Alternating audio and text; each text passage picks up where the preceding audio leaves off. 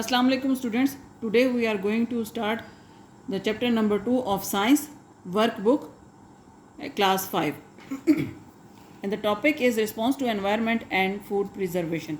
Activity है what does mold need to grow well. Aim to identify the factors that affect the growth of mold.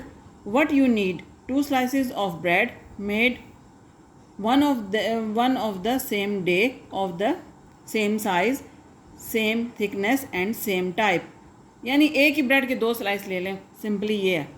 A clear plastic sheet should be bigger than the area of each bread.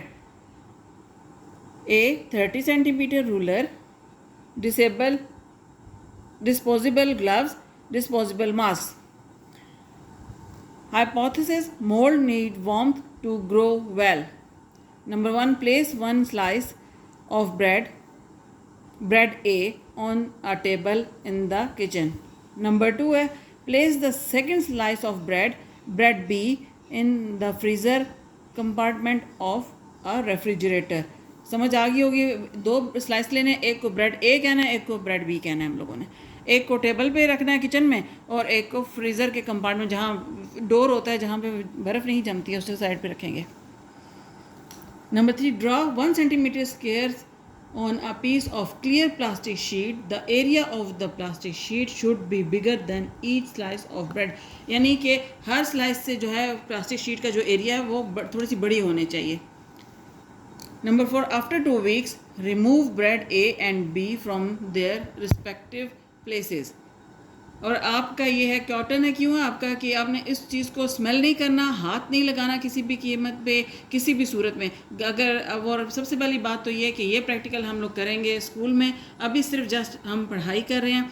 आपने घर में ये practical नहीं करना. हो सकता है खुदा न खास्ता कोई भी किसी किस्म का बैक्टीरिया या किसी किस्म का कोई ऐसी चीज़ जो है आपकी स्किन पे टच हो जाए और आप लोग जो है वो इससे इन्फेक्टेड हों.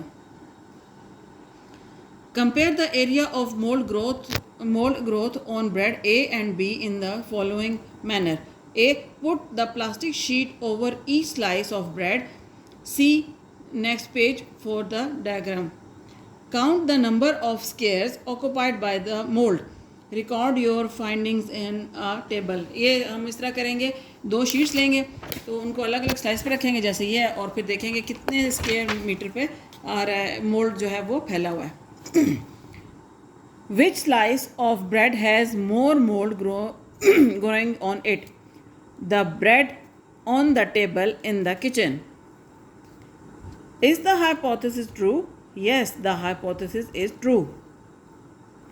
Besides using bread made on the same day, of the same size, same thickness and same type, can you think of another way to make the activity a fair one?